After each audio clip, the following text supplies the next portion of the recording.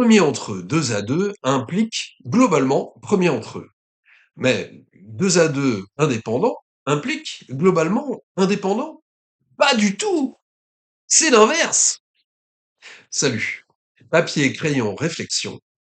On regarde ça en détail. Commençons par la primalité. Pour que deux nombres soient premiers entre eux, il faut que leur PGCD soit égal à 1. Donc, pour que trois nombres soient premiers entre eux 2 à 2, il faut que tous leurs PGCD croisés soient égaux à 1. Maintenant, prenons trois nombres globalement premiers entre eux dans leur ensemble. Il faut alors que le PGCD des trois nombres soit égal à 1, c'est-à-dire que le nombre le plus grand qui puisse diviser les trois soit égal à 1. Mais si c'est déjà vrai pour deux d'entre eux, on ne peut pas trouver un nombre entier plus grand que qui divise les trois.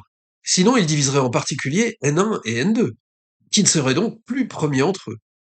On a donc premier entre eux 2 à 2, qui implique premier entre eux globalement. Bon, en fait, c'est plus général que seulement pour les nombres entiers. Pour cette propriété, on peut se placer dans un anneau de polynôme à coefficient dans un corps de fonctions sur des courbes algébriques, ça marcherait encore, du moment que c'est un anneau principal. À présent, les probabilités. Pour que deux événements A et B soient indépendants, on doit avoir P de A inter B égale P de A fois P de B. Sans le sachant que, il devient ici inutile. Maintenant, pour que trois événements A, B et C soient indépendants 2 à 2, on doit pouvoir écrire ce qu'on vient de dire pour les trois intersections croisées.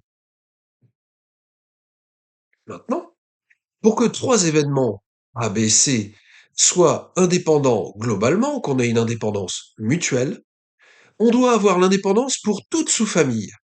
Donc, notamment, ce qu'on vient de dire pour l'indépendance 2 à 2. Et en plus de ça, on doit avoir P de A inter B inter C qui est égal à P de A fois P de B fois P de C.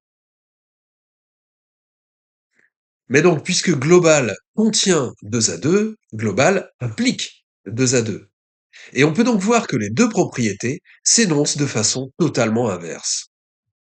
Mais on peut aller plus loin et étudier leurs réciproques, car ces réciproques possèdent des contre-exemples. Voyons maintenant des contre-exemples qui invalident ces réciproques. Et prenons par exemple n1 égale 2, n2 égale 3 et n3 égale 6.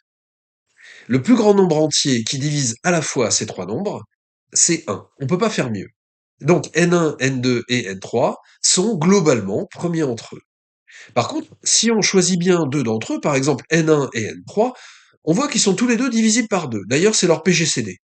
On ne peut donc pas dire que ces trois nombres sont premiers entre eux 2 à 2.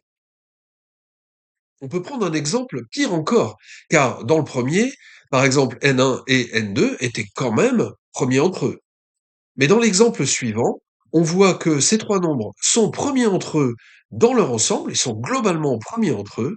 Pourtant, aucun des PGCD croisés n'est égal à 1. Passons maintenant au contre-exemple sur les probabilités. On peut trouver des contre-exemples à base de lancer de pile ou face, mais ici on va créer le nôtre.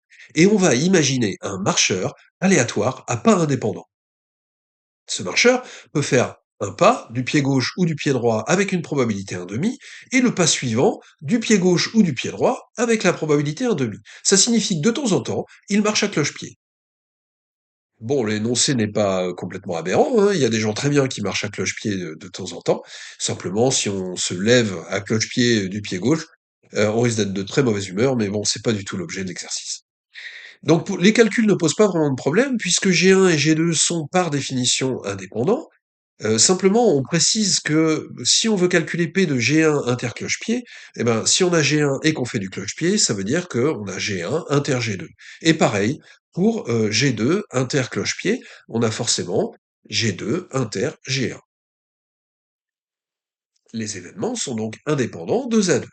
Si maintenant on veut calculer la probabilité de poser en premier le pied gauche, puis en second le pied gauche aussi, et en même temps de marcher à cloche-pied, on voit que l'information cloche-pied est inutile.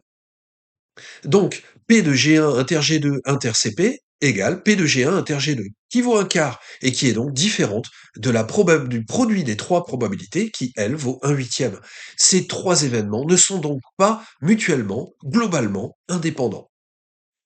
À titre d'élargissement, on peut trouver ces deux notions qui se télescopent dans un certain nombre de sujets de mathématiques avancées, comme la répartition des nombres premiers, avec l'hypothèse de Riemann.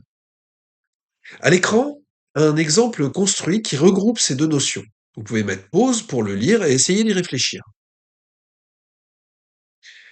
Je reconnais que c'est une question particulièrement opaque, même si peut-être le résultat est évident. Alors, papier, crayon, réflexion, salut.